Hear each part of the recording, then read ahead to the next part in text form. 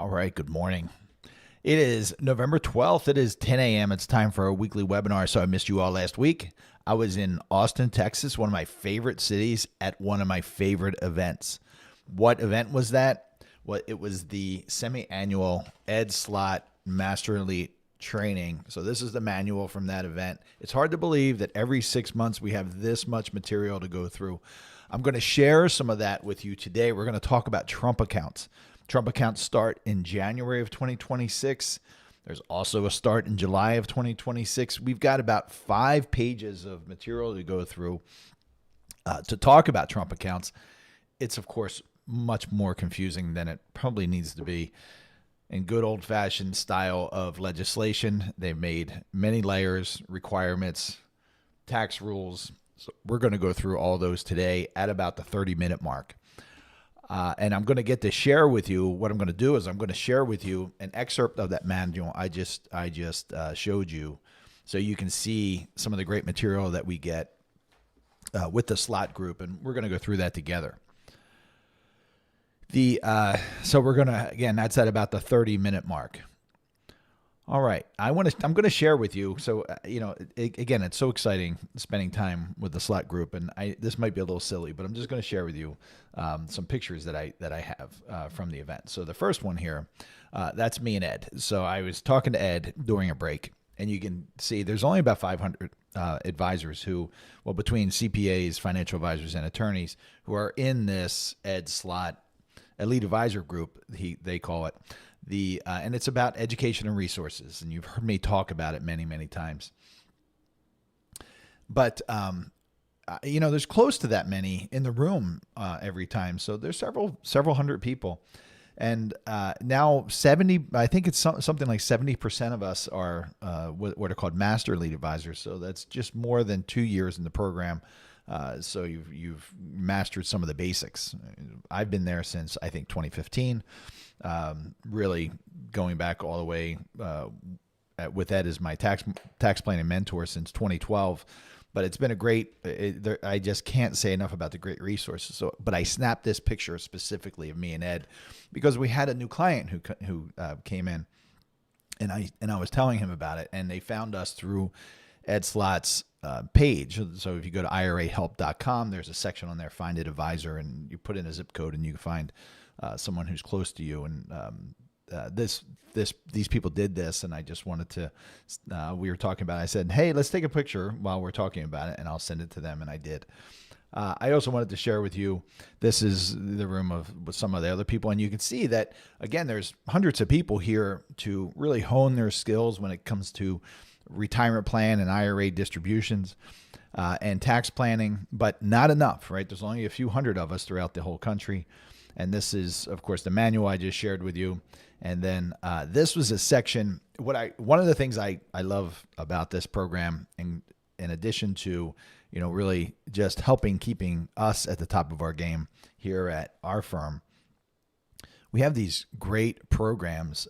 Christine Benz, you can see her, Director of Personal Finance and Retirement Planning at Morningstar.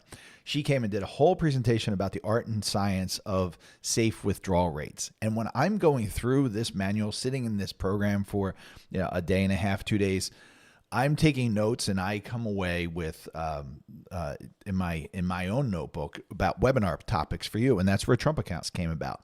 This is going to be another one that we're going to talk about, because if you've listened to me at all, you know that these 4% withdrawal rates, 8% withdrawal rates, I've heard 11% withdrawal rates and down as low as 3% withdrawal rates. They're all bunk.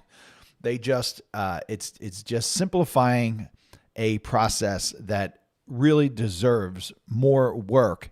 And while it really finding the answer of your own withdrawal rate is more complicated, don't you deserve to have your IRA distributions driven by something than they're really not arbitrary rates, but a rate that somebody else makes up, and it's of course made up with data, but there are several issues in those withdrawal rates that Christine talks about. And it really hit home with me because it's something we talk about all the time. But I'm going to share that with you in an upcoming webinar. But I come away with topic after topic after topic, and we're probably, I probably have enough for the next 3 months to go through. Now, there's always things that are going to happen in our daily lives. There's going to be a new headline, and I'm going to take that as a topic also. But we're going to go through a lot of stuff from the Slott Group coming up in the next several months. And speaking of the Slott Group, let's jump into this week's report, and we're going to read this together. So this is from our friend Sarah.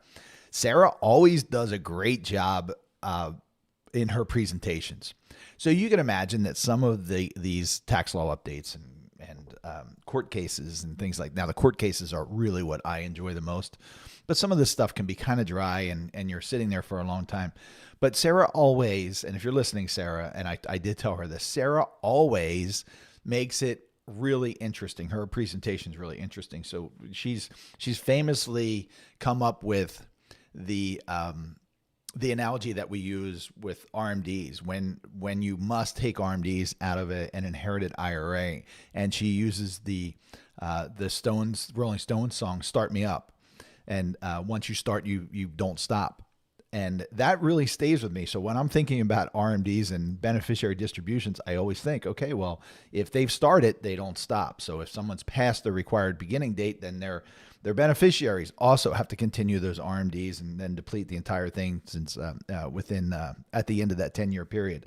But Sarah is kind of famous for that. And then she this week, or last week, excuse me, she used a analogy of Waylon Jennings and Willie Nelson, again, two of my favorites. So it's a lot of fun.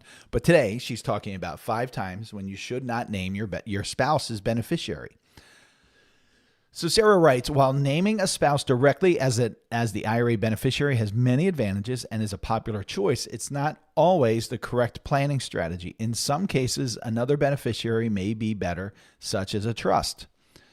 Here are 5 situations where it may be better not to name the spouse directly as the IRA beneficiary. So I'm scrolling up, and obviously, if you're just listening on the podcast, I'm reading along. I'm sharing my screen so that you can see, because this is, and read along with us, because it's really important stuff. So one of the reasons you may not want to name your spouse as a beneficiary is if that spouse has sufficient assets. So number 1, sufficient assets. If a spouse already has sufficient assets, the IRA owner may want the money to go to other beneficiaries like children or a charity.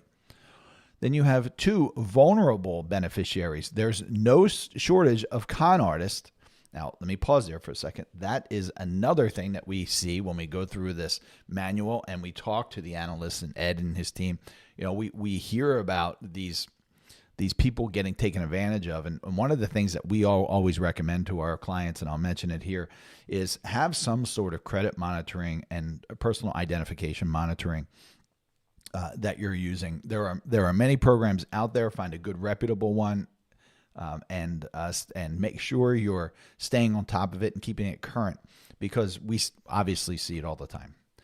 So let me go back. Vulnerable beneficiaries. There's no shortage of con artists and scammers looking to take advantage of vulnerable or naive widows and large inheritances, or with large inheritances. To protect these individuals, naming a trust as the IRA beneficiary can be extremely useful for limiting access and warding off those with malicious intent. We have remarriage concerns. A spouse named as the beneficiary has control over the inherited assets and can choose how to manage them, including withdrawing funds or rolling them over. However, this also means they are not obligated to follow any specific instructions from the original owner regarding the use of those funds. They can also choose who to name as the beneficiary, and that could be a future husband or wife or a spouse. Using a trust can be a viable option for spouses who want to exercise control from the grave. So if you don't want to leave your money to your spouse and have that spouse leave their money to someone you may not know, someone maybe you wouldn't like, I don't know, you might want to consider using a trust. I chatted with Sarah about this discussion, not this article directly, but about this. And we've spent a lot of time, and she's spent a lot of time talking about some of the issues with naming trusts as IRA beneficiaries. And there are many, but there are some good reasons. And these are some good reasons not to name your spouse. So again, using a trust can be a viable option for spouses who want to exercise control from the grave. Blended families. We obviously see a lot of this. In second marriage situations, an IRA owner may want to provide for a spouse and at the same time ensure that children from a prior marriage ultimately will inherit the IRA funds. Rather than naming the spouse directly, an IRA owner may use a qualified terminal interest property or QTIP trust. However, QTIP trusts are complex, and since the rules for inherited IRAs are also complicated, a better strategy may be to split the IRA during the IRA owner's lifetime. One IRA can be set up for the spouse and another for the children, for example. Special needs beneficiaries. For spouses with special needs, a trust is essential to manage money and to protect government benefits when IRA funds are inherited. Now, I want to just take a moment and remind you, I usually say this at the top of the broadcast, but this information is about education. My goals for you are to stay educated, to think of things differently, to take this material to maybe think of things differently. We kind of get stuck in a rut of what we've been listening to for the last 30 or 40 years, but there are many different ways that we do things, from investment management and tax planning and other methods that we use in financial planning and investment management. So I want to offer that to you, to think of things differently, because they can have significant impacts in your lifetime, your retirement lifetime, and to your beneficiaries. Come back to these webinars and other reputable webinars and podcasts to stay updated so you can make changes along the way to your planning and strategy. So just remember, this is about education. Advice is very, very specific. You should not be taking any advice from any podcaster, YouTuber, anybody, including me. Yeah, take the education, but advice is very individualized. Now, I'll use that as a segue here. If you want to contact us, if you have questions, you can reach out at attleborowealth.com. There's a lot of information on our website, including lots of updates from Slott groups and videos. If you want to schedule time with us or have questions, you can reach out to us by either using questions at attleborowealth.com. It's right here, this side. There you go, right there. Or going to the website and hitting that discovery button and scheduling an appointment. Now, please, that's for folks who have at least $1 million of invested assets, retirement assets, and non-retirement assets, as far as scheduling an appointment. But if you have general questions, you can certainly send a question in, and we'll do our best to respond. Okay, let's go back. Let's go back here. So now we're in the Slott mailbag. The Slott mailbag is when people write into the Slott group and they answer really interesting questions sometimes. Today is penalty-free withdrawals of Roth conversions in the first RMD year. And this is written by our friend Ian. The first question is, greetings. In 2025, I converted a traditional IRA to an existing Roth IRA, which I have now held for 20 years. And I just paused there because hopefully you listeners are now thinking, okay, there's a 5-year rule. He's held this Roth IRA for 20 years. Now, what does that mean? This person writes, I will turn age 60 in 2026. Can I withdraw the converted money from my Roth IRA penalty-free, or do I have to wait 5 years? This sounds like a simple question, but it's actually not a very, very simple question, because he's obviously met the 5-year requirement from these converted funds, but can he withdraw those monies? He wrote, I will turn age 60 in 2026. So he may not be age 59 and a half yet. So I don't want to give away the answer, but let's read on. I am so confused about this. Thanks for any information. That's Chris. The answer is, hi, Chris. Don't feel bad. This is one of the most confusing retirement account rules. The bottom line is that if you wait until age 59 and a half, the withdrawal of your converted funds and any earnings will be completely penalty-free. So Chris has already met that 5-year requirement, obviously, by holding that Roth IRA for 20 years, but only if he waits until he's over age 59 and a half. The rules say 5 years and age 59 and a half for converted funds only. You wouldn't have to worry about a 5-year clock because the clock only applies to withdrawals of conversions before age 59 and a half, Ian continues to write. If you can't wait until age 59 and a half, you may be able to avoid a penalty on all or part of the withdrawal because of the IRS ordering rules. The ordering rules would allow you to treat at least part of it as a withdrawal of the contributions you have made to your Roth IRA instead of a withdrawal of conversions. Now, I don't think Chris said anything about contributions, but let's assume he said conversions. But if there were any contributions in the Roth IRA, then he wouldn't have to wait until age 59 and a half. Let's see where we are. All right, so Ian continues to write. Okay, we're right here. Instead of a withdrawal conversions. This would be an advantage because withdrawals of Roth IRA contributions are always penalty-free at any age, but these rules are really complicated, so better off waiting until age 59 and a half. It's kind of simple when you think about it. If you've paid tax on the contribution, so any contribution you put into a Roth can always come back to you tax-free and without a penalty. Any earnings associated with that, you've got the 5-year clock and 59 and a half requirement for sure. So let's just talk about $1,000 contribution. You put $1,000 in for whatever reason, you need it back, and within 5 years or before your age 59 and a half, no problem. You can take that money back out. Any earnings would have to stay in the Roth. Any earnings on that $1,000, let's just say it earned another $1,000. That $1,000 would be subject to the penalties and tax if you draw it prior to 5 years and prior to 59 and a half. So that's contributions. Conversions are a different story because if you're under 59 and a half, the IRS doesn't want you using it as a backdoor way of liquidating or taking funds out of an IRA and avoiding the 10% penalty. So they say any conversions that you make from a traditional IRA to a Roth IRA, well, now you've got to wait until you're age 59 and a half for those funds to come out tax and penalty free. And any growth associated obviously would follow the same rules as the other 59 and a half. But again, it is complicated. So how do you handle these complicated issues? You work with a qualified advisor. I think that qualified advisor should be a certified financial planner. I think that qualified advisor should also be involved with a group like the Ed Slott Elite Advisor Group. It's the only group in the country that's like that. So you're stuck with the 500 of us. And if you want it to be us, reach out to us.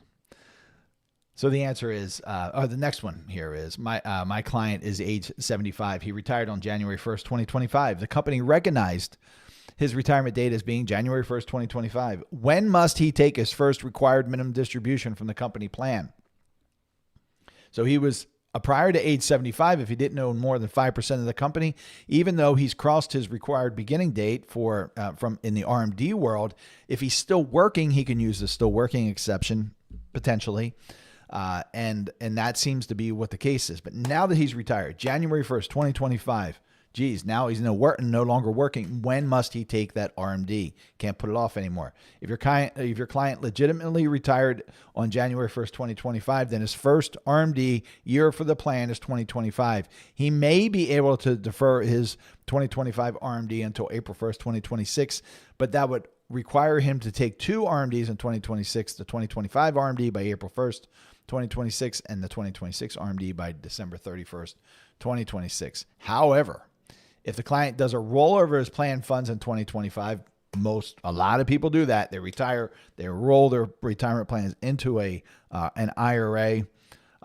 He can't defer. If he does that, he cannot defer the 2025 RMD until April 1st, 2026. Instead, he must first take the RMD before doing the rollover. Now, hopefully, if he does that, his custodian, whether it be Vanguard or Fidelity or whomever holds the funds for the retirement plan, the 401k in this example, they should do that RMD first before they do the rollover. But you can't count on those folks to follow the rules and do it right. We see it all the time when things are messed up.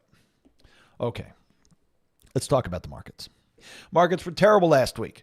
The U.S. equity markets finished the week lower, with the largest decline among major indices coming from the NASDAQ composite, losing about 3% for the week. The Dow Jones Industrial Average and the S&P 500 also fell, but not as significantly, but still it was a down week. Tech-heavy names and AI stocks were hardest hit due to concerns of overvaluation and slowing growth. Treasury yields went higher. Global markets mirrored the defensive posture we saw in the U.S. A lot of this heavyweight has to do with the government shutdown. So sitting here today, November 12th, we're still in shutdown. Hopefully we'll see a vote today, but it's going to take a long time to unwind this. The University of Michigan monthly consumer sentiment index dropped to 50.3 in November, down from 53.6 in October, near the lowest level since June of 2022. Hiring stalled, as indicated by the private sector reports, and overall labor market momentum seems to be fading. The prolonged U.S. federal shutdown, now historically long, as I said, is beginning to impact data flows. We've been seeing that. There's certain data we're getting or not getting or is delayed. With slowing growth and labor markets softening, the Federal Reserve must balance the risk of inflation, which is still a concern, and growth. Our analyst writes, the mood for the markets and the economy is cautious. While November is historically strong for stocks, the confluence of signs out there, that's weaker sentiment, labor market softness, and valuation stretched. This could result in a limited upside and elevated risk of a pullback. If labor markets rebound or confidence improve, the market may regain its footing. And we saw, so it was not a great week last week. We were down, the NASDAQ was down about 3%. But we've seen a rebound. Here we are Wednesday, Monday, Tuesday, Wednesday. So we'll see what happens at the end of the day today. So what we're expecting today is Thursday, we have weekly jobless claims reports and the consumer price index. So we get to see what inflation looked like for October. Friday, we see producer price index. So we get to see if we have inflation in producer pricing, retail sales, business inventories. Now, I would guess that these may be delayed, but we'll see what happens. So what are the major firms saying? On the bullish side, so on the optimistic side, we have BlackRock. BlackRock's investment institute stated that mega forces such as AI and geopolitical fragmentation are key investment lenses to look through. They highlight that U.S. stocks remain their preferred asset class, supported by an eventual easing cycle from the Federal Reserve. So BlackRock's saying we expect interest rates to come down. That should drive, or to continue to come down. That should drive stock growth. Morgan Stanley says that we're in a new up cycle, in quotes. A new up cycle, in quotes. That began in April. While they concede a correction of 10 to 15% in the near term is plausible, they believe the broader trend remains constructive for stocks. So that's good. So you got Morgan Stanley and BlackRock saying stocks in particular, and BlackRock in particular, U.S. stocks are on a good path going forward. How about the other side? Well, on the more pessimistic side, or the watch out, more bearish side, Charles Schwab, in its weekly commentary, noted degraded market breadth, a spike in volatility and uncertainty around the government shutdown impact on data flows, all of which raise caution in the near term. So Charles Schwab is saying we're seeing a lot of volatility. Watch out. That could cause issue. Many firms emphasize that while the economy remains resilient, especially in earnings terms, much depends on how inflation, interest rates, and policy risks evolve. For example, valuations are seen as elevated, making stability rather than rapid gains a more likely scenario. So we hear this a lot, that these valuations are really frothy and we're expecting a correction. So we're seeing that across many market updates. So how do you manage this? I was having a conversation yesterday with a new prospective client, and he's a do-it-yourselfer, and he's saying, I've been doing this all myself for many years, and we see, obviously we see a lot of those folks, and when they gets to the point where they're about to hit retirement or they're getting serious about retirement, they recognize that they need some help in many areas. Certainly financial planning and tax planning, but many times it's investment planning too, because really when you have uncertainty, now it really matters. You don't have time to recover. You've got to make sure that a 10, 20, 30% drop isn't going to affect your total retirement plan and the comfort and confidence of your retirement. So how do you manage that? Well, we use those three pillars of investment management. So asset allocation, of course, you have to have strong asset allocation. And within the asset allocation, you've got to have efficient investment vehicles.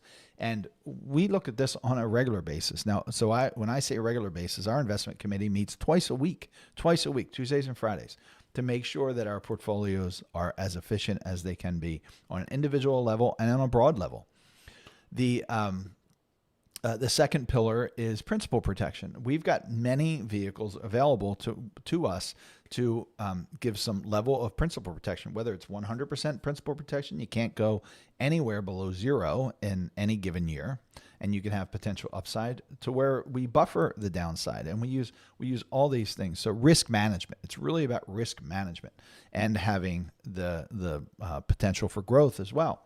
And then the account segmentation strategy. And I may start calling this the account segmentation income strategy. I'm not sure. I haven't even talked to my team about that, but I'm kind of liking that. So let me know your thoughts if you're listening to this. So account segmentation income strategy.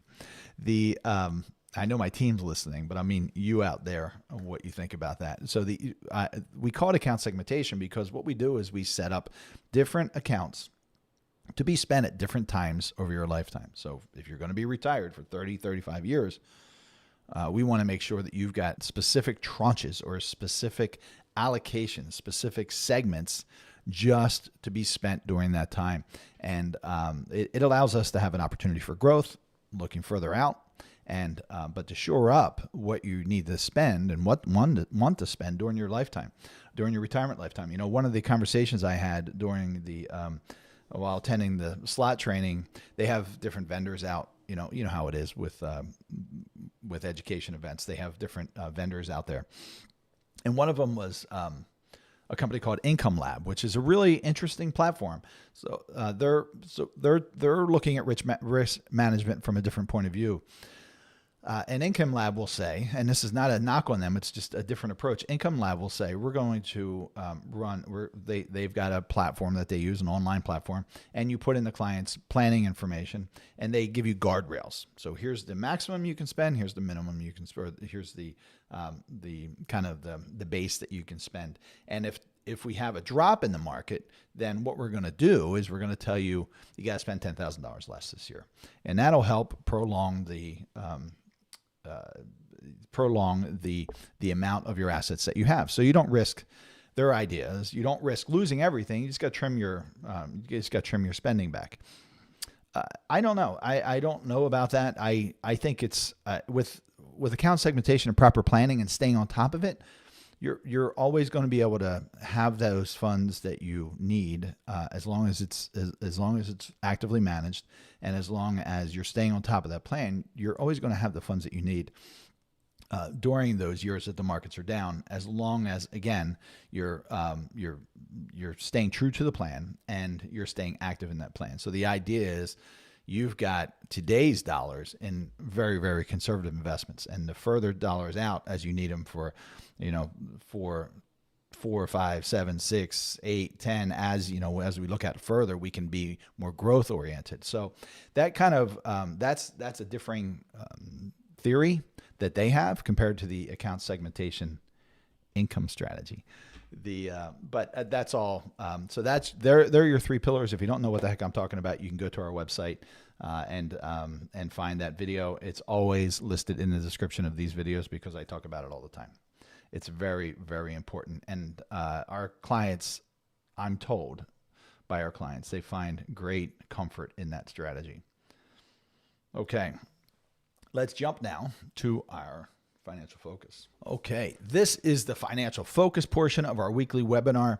If you haven't already, please hit the like, subscribe, and notification buttons. If you're just listening on our podcast, thank you for being here. Thank you for sharing that podcast. I'm going to be drawing on the whiteboard and sharing information on the whiteboard. I'm going to do the best I can to give descriptions, and we're going to be reading some things. So this isn't actually a bad one for you today for a podcast, but if you want to come back to the video, you certainly can do that via YouTube. But today we're going to be talking about Trump accounts. So this is a big thing happening in January of 2026. It's for kids born in certain, during 2025. There's some limitations, there's some restrictions, there's some tax consequences. There's about 5 pages of a manual I'm going to go through. So I shared in the beginning of the weekly webinar that I just came back from the Ed Slott training event. And this is for those of you who are just joining us for the Financial Focus. This is the entire manual for the training event. It's several hundred pages. But I'm going to share with you the section that talking about Trump accounts today, so you get an idea of the material that we see on a regular basis during these semi-annual trainings. So I'm going to share my screen with you, and here we are. So today we're talking about Trump accounts. Let's first talk about start dates. So this all starts 1/1/2026. So it's coming up soon. I don't know when you're listening to this, but right now it's November 12th, 2025. That's when we're recording this live. But there's another date. So this starts in January 1st, 2026. But there's some funding limitations that start, or funding availability that starts not July 6th, July 4th. 2026. So on July 4th, 2026, the anniversary of when the One Big Beautiful Bill, or OBBBA, or the Slott Group is now calling it OBA. So we'll see which one sticks there. There is a start date for funding of these Trump accounts starting July 4th, 2026. So let's talk about this. This is the excerpts from the manual. These are the pages that apply to this. So I'm gonna read along with you. So obviously, this is one of the most talked about provisions. We had a lot of discussion about the OBA, or OBBBA, One Big Beautiful Bill Act, during our 2-day updates. But these accounts are very unusual, they write. They are considered traditional non-Roth IRAs. However, until the child turns 18, they are subject to special rules, and we're going to talk about those, that normally do not apply to traditional IRAs. So they're like traditional IRAs, but not like a traditional IRAs. Starting in the year the child turns 18, Trump accounts can become subject to the normal traditional IRA rules, and this gets very interesting. The easiest way to understand Trump accounts is to break down the 4 types of contributions that can be made with them. So the easiest way to understand Trump accounts is to break down the 4 types of contributions that can be made to them. 3 of these contributions are available before the year the child turns 18. The other can be made on or after the age 18 year. It does get complicated. Types of Trump account contributions. There are 4. Trump accounts are unique in that they allow several different types of contributions. One is the federal government contributions for newborns. A one-time $1,000 contribution from the federal government will be made to a Trump account for any child born between January 1st, 2025 and December 31st, 2028. That child has to be a citizen and have a Social Security number. However, no contribution will be made before July 4th, 2026, even for children born in 2025 and earlier in 2026. This is a side note. This will presumably give the Treasury Department time to issue rules for how parents can elect this contribution. This contribution has to be elected, so it's not automatic. If you're born, your child's born during that time, you have to make an election for this contribution. Yet to be determined what that election is going to look like. So they're going to issue rules for new parents and how they can elect this contribution, how accounts will be established. Note that the OBA, or One Big Beautiful Bill, refers to this contribution as a pilot program, which suggests that it may be extended beyond the initial 2025 to 2028 period. And you know how that's going to work. There's going to be this political football about, do we extend it? Do we not extend it? And, if we don't extend it, then we're taking money from people, or we're not, or we're overspending in the government. It's going to be, it's potentially, you know how it all goes. I don't think I have to say anything more about that. That's one. So federal government contributions. Number 2, private contributions for years before age 18 year. A parent or any other person can contribute to a Trump account on behalf of any child with a Social Security number in any calendar year before the year the child turns age 18. So really, it's kind of birth to age 17. Importantly, these contributions can be made even for children who do not qualify for the $1,000 federal government contribution, even if the child is born before 2025 or after 2028. So the $5,000 the contribution amount, private contribution, isn't dependent on the $1,000 eligibility for the federal government contribution. Total annual private contributions on behalf, I'm just catching up on my sheet here, on behalf of one child from all individuals cannot exceed $5,000, indexed for inflation starting in 2028. So it'll be $5,000 until 2028. Then it'll increase for inflation if it continues. This is lower than the, I guess that's not set to expire. See what I mean? It's confusing. This is lower than the normal annual limit on traditional and Roth IRA contributions in 2025, $7,000 and $8,000 for those age 50 or older. That's IRA and Roth IRA contributions, right? So that's just a note about that. So $7,000 if you're under 50, $8,000 if you're over 50. And this is, even though it's treated like a traditional IRA, it's got different rules because the contribution limit on this is $5,000. Contributions for a particular year, I'm right here now. Contributions for a particular year must be made by December 31st of that year. That means no prior year contributions. It's not like, here's another way, it's not like a Roth IRA or a traditional IRA. You don't have until the tax filing deadline of the following year. These Trump accounts have to be funded by 12/31. No contribution is allowed prior to July 1st, 2026.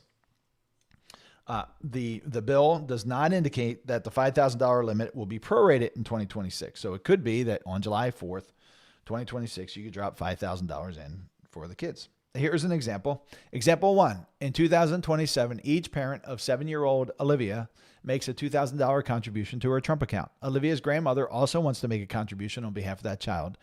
Her grandmother's contribution is limited to $1,000. Can't be more than $5,000.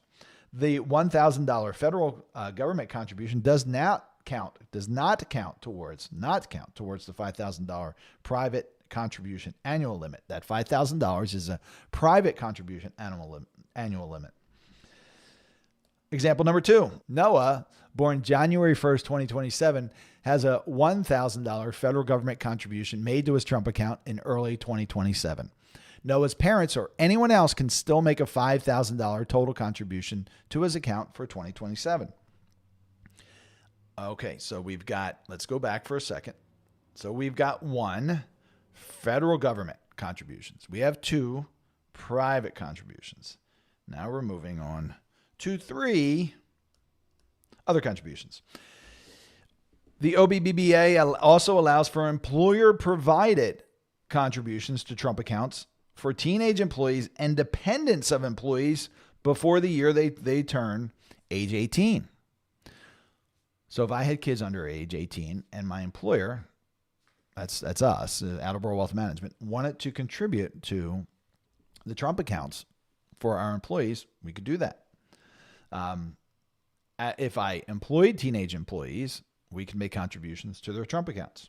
It's interesting. Employer contributions are limited to $2,500, indexed for inflation starting in 2028.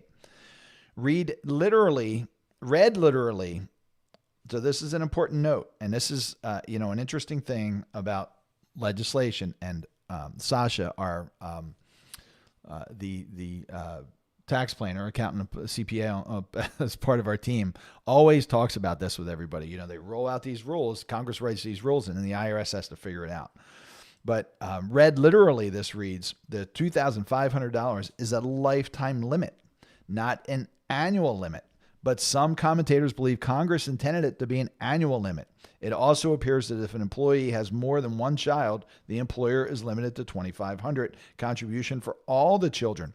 But we won't know the answer to this until this is fleshed out by the regulators. So that's what the regulators go and they look at this and they try to say, okay, what did Congress intend? The bill says that employer contributions count towards the annual $5,000 private contribution limit, but that may be a drafting error, they say. So that's a question too. So we've got some questions with these other contributions. Contributions also are also permitted by tax exempt organizations or any government to a targeted group of children who have not yet turned age 18 by the end of the calendar year of the contribution. There is no maximum amount for these contributions, and they clearly don't count toward the $5,000 limit. So let me read that again, because this is probably the most, well, some of the tax stuff is confusing too, but from a contribution level, this is the one that I have most questions about this bill or this allowance. And we're really going to have to see how this shakes out. So contributions are also permitted by tax exempt organizations or any government to a targeted group of children who have not turned age 18 by the end of the calendar year of the contribution. There is no maximum amount for these contributions, and they clearly do not count toward the $5,000 limit. So how do you target a group of children? I don't have the answer to that yet. And it's got to be a tax exempt organization or any government. So it's assuming that this could be a local government, state government, or federal government. Maybe I'm speculating here, but it could be that if you have a group of children that require special benefits, that you're a local tax exempt organization or local government could make contribution to those children. And they have to be prior to age 18. So moving on, now we have rules. Rules before the age 18 year. Trump accounts are considered traditional IRAs. However, I'm just underlining that. However, until the year the child turns 18, contributions made before that year, i.e. the federal government contribution, private contributions, and other contributions, and earnings on those contributions are subject to several special rules. So they're considered traditional IRAs, but their contributions are subject to the rules. These special rules do not normally apply to traditional IRAs. So back to what I said before. They're like traditional IRAs, but in some cases they're not like traditional IRAs. So first, this is a big one. Withdrawals are not allowed for any reason for years before the child turns 18. The bill contains no exceptions to that rule. Not for any reason. Can't take, once the money's in there, can't take it out. Parents or others considering making contributions to Trump accounts must be made aware of this lockup period. Second, before the year in which the child turns age 18, investment in Trump accounts funds are restricted. Contributions must be invested in a low-cost mutual fund or exchange-traded fund that tracks the S&P 500 index or any other index comprised of stocks in primarily U.S. companies. So it must be investment in U.S. companies, primarily U.S. companies. You can't have a global allocated fund or a globally allocated exchange-traded fund, an ETF. It has to be something that is primarily invested in U.S. companies. Third, private contributions made before the age 18 year do not count towards other IRA contribution limits. So you're not aggregating those contribution limits. If you're eligible to contribute to traditional IRA, a traditional individual retirement account or individual retirement arrangement, it actually is, then you can still contribute to a traditional IRA. This does not negate that ability. So this allows for doubling up IRA contributions for a child with a legitimate taxable compensation. Of course, someone has to have compensation to contribute to a traditional IRA or a Roth IRA. Example number 3. In 2027, the year she turns 17, Sophia earns $7,000 of wages from a part-time job. She receives a W-2 for her employer. For 2027, Sophia's father or mother can make a $7,000 contribution to a Roth IRA for her and can also make a $5,000 contribution to a Trump account for her. So they can double up. Fourth, there is no requirement that the child earn any compensation in order to have a private contribution made on their behalf. There are also no income limits for those contributing to Trump accounts. So you don't have to have earned income. And if with a traditional a traditional deductible IRA or a Roth IRA, you have income limitations. You can't make too much. But with Trump accounts, there are no income requirements nor limitations. Fifth, private contributions must be traditional after-tax non-Roth contributions. No deduction can be taken for these contributions. Okay, moving on. We got a couple more pages. Stay with me. We might run a little over. Rules on or after the age 18 year. I've got this whole section highlighted here, so we're just going to read along. Beginning in the year the child turns 18, Trump account contributions made before the age 18 year and any earnings automatically assume the normal traditional IRA rules. So now it switches over. So you cross over age 18, and now suddenly it is following the rules of a traditional IRA. It's not just like a traditional IRA, it's following the same rules. And any contributions, okay, so I said that. First, effective January 1st of the year the child turns age 18, all funds in the Trump account can be withdrawn for any reason. However, so it's not locked up anymore.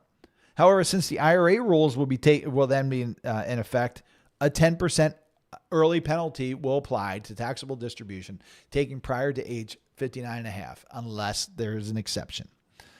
Now, this is a risk, I think. This is where you're probably going to see a lot of overtaxation, because maybe kids are going to hit age 18 and they're going to want access to those funds, and they're just going to say, I'm going to pay the 10% penalty. I hope that's not the case.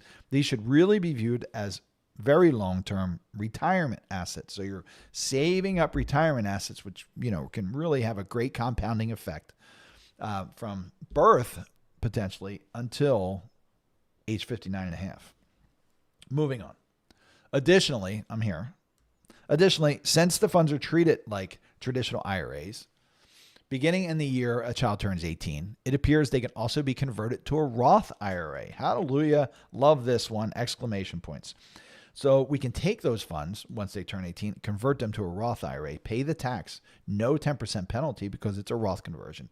Now, from years 18 to 59 and a half, those funds get to grow tax-free. Goodness gracious, this could be really a great thing if done properly. A Roth conversion would be immediately taxable, but would allow for decades of free growth and would start the 5-year clock, very, very important, for the distribution of tax-free earnings. Alternatively, Trump account funds can remain as a tax-deferred individual IRA until the IRA required beginning date for required minimum distributions, or RMDs.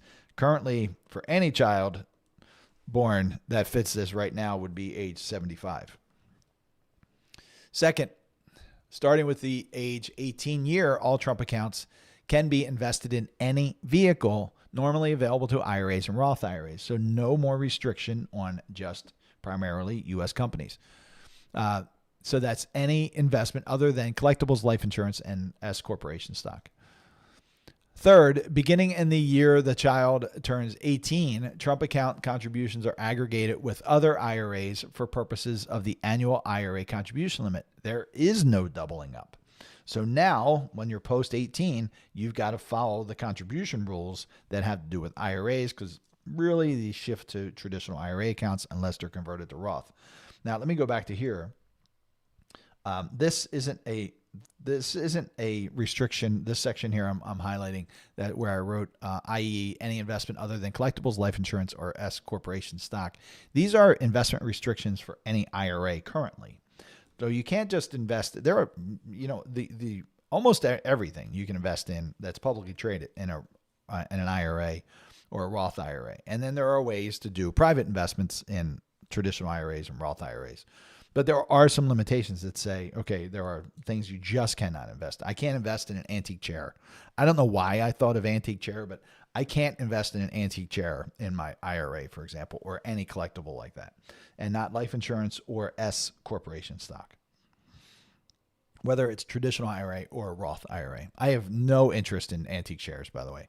Example number 4. Are we doing example number 4? We are not. We're going to skip example number 4. So fourth, any IRA contribution for any year beginning in the age 18 year requires that the individual have compensation for that year at least as high as the amount of the contribution. Again, following the traditional IRA rules. Fifth, IRA contributions beginning in the age 18 year must still be traditional non-Roth contributions. So there's no allowance that now suddenly you're contributing to a Roth.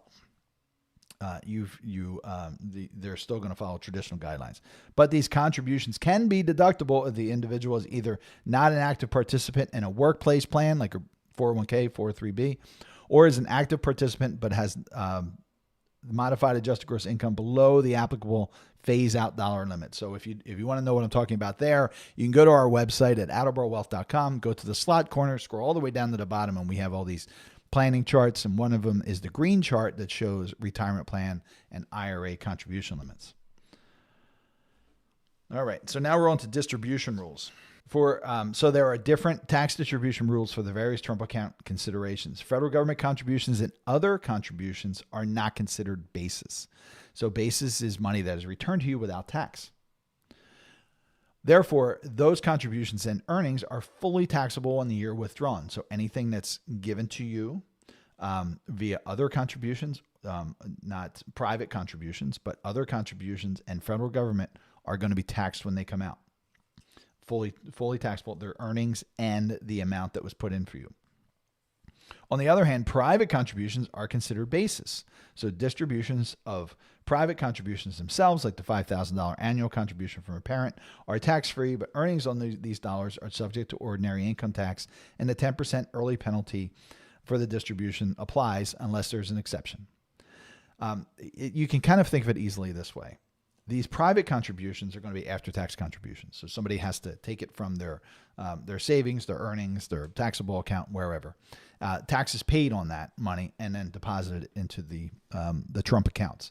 So the return of that $5,000 a year, whatever it's adjusted for, is a return of already taxed dollars. These other contributions are likely to be, whether it's a tax-exempt organization or whether it's an employer, it seems that the employer is going to get obviously some kind of deduction. I don't know if it would be a payroll deduction or not, but some kind of deduction for that contribution. So there are a few allowances in the tax code where you have a deduction and then you get a tax-free distribution. The only one I can think of off the top of my head is a health savings account. But here's where we've already given you a deduction on that money going in. Now it's going to be taxed when it comes out. Okay, so we've got, just to recap here, private contributions are considered basis. Other contributions and the $1,000, if you elect it, that goes into from the federal government are not considered basis. So you'll pay tax on that when it comes back out.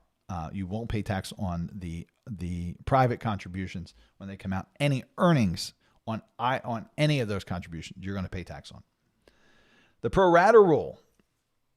Hold on to your hat. So pay attention here, because this pro rata rule, if you've drifted off, come back to me, because this pro rata rule can be very confusing. The pro rata rule, which applies to an IRA distribution when someone has both pro rata and after-tax non-Roth funds, applies to Trump account distributions. And I'm going to explain. They do a really good job of explaining the pro rata rule down here, so in a couple paragraphs. So I'm going to explain it to you. However, so let me start all over there. The pro rata rule, which applies to an IRA distribution when someone has both pre-tax and after-tax, that's non-Roth funds, applies to Trump account distributions. However, when applying the pro rata rule to Trump account distributions, non-Trump account IRA funds are ignored. Because of the pro rata rule, a portion of any Trump account distribution will usually be taxable and possibly subject to penalty depending on the age that it's distributed. So let's look at Marcus. We are going to run through this example. In 2046, Marcus, now age 20, has the following accounts in his Trump account. So we've got his federal government contribution. He got the $1,000. That's earned $7,000. So that $1,000 has grown now to $8,000 with $7,000 in earnings. He has zero basis. So none of that is going to come back to him tax-free. Private contributions from his parents. The parents put in $20,000. The $20,000 has earned $18,000 for a total of $38,000. So $20,000 of that contribution back here is their basis. This $20,000 will come back tax-free. And we're going to talk about how that comes back to Marcus in this example, tax-free, because it's not all at once. Other contributions from employer. Contributions, $2,000. Earnings, $2,000. Total of $4,000. None of that is basis. So 100% of that will be subject to tax. So 100% of this subject to tax here. 100% of this subject to tax here. A portion of the total here in this line, the $38,000 is going to be tax-free, and that's where we've got to figure out what portion of it. So now we go into the pro rata rule, and we're going to talk about the calculation of that here.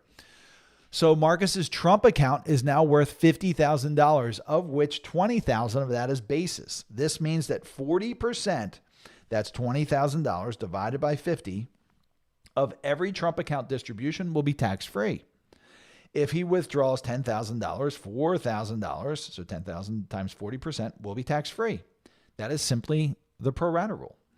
And the remaining $6,000 will be taxable. So $4,000 comes out tax-free, $6,000 is taxable. He will also be subject to a $600, 10% early distribution penalty on the taxable portion unless an exception applies. Why? Because he's 20 years old. He's not yet turned age 59 and a half. So these are truly set up to be long-term retirement accounts unless there's an exception. So that is very simply the pro rata rule, and I love the way they break that down. All right, so our Trump account's a good idea.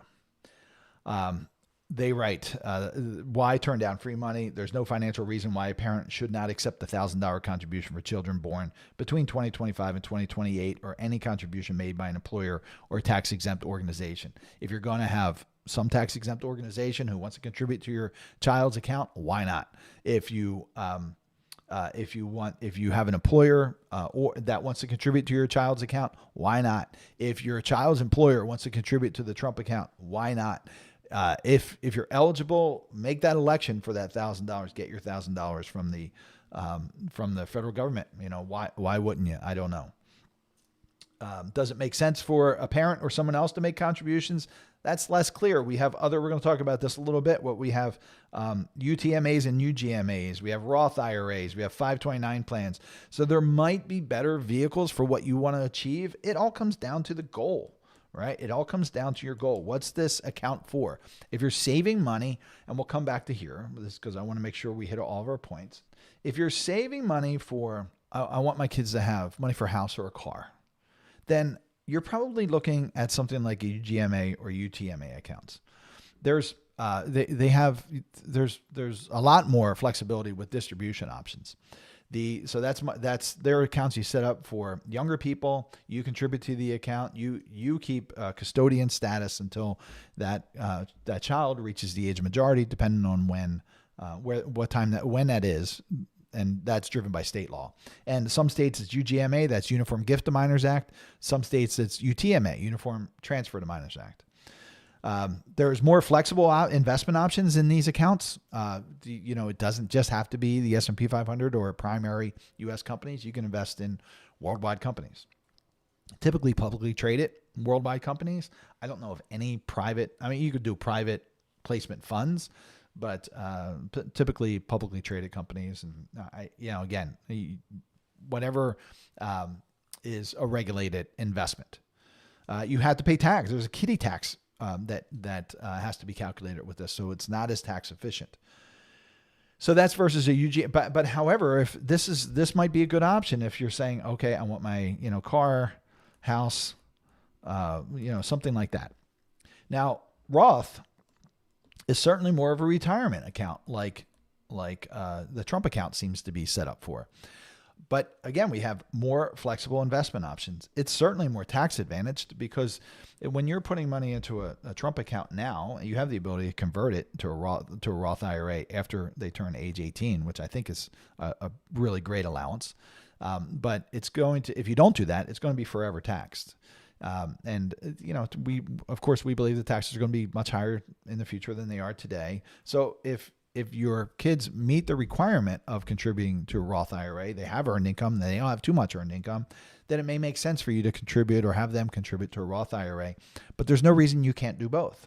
You can do the Trump accounts and you can do the Roth IRA. And by the way, you can do the Trump accounts and the UTMA. And you can also do the Trump accounts and a 529.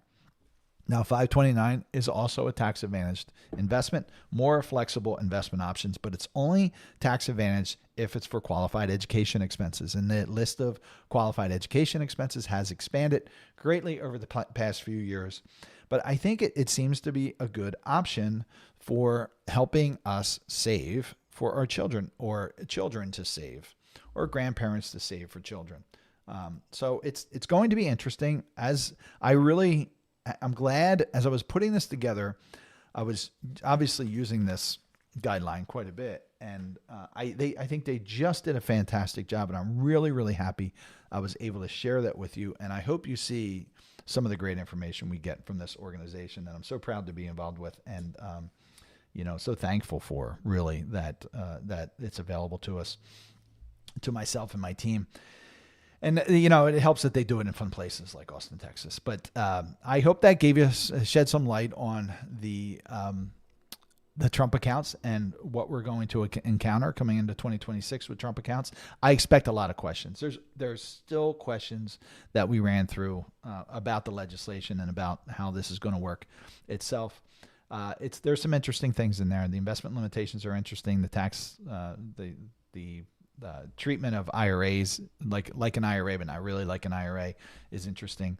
So we'll see what happens with it. I expect that like I said, we'll get a lot of questions as the years go by. It'll become more and more popular as the years go by, and it'll be a normal course of business for us to have these Trump accounts set up. So we'll see where we are 5 years from now. I hope this was helpful. I hope you have a great rest of your week, and we will see you next week. Take care.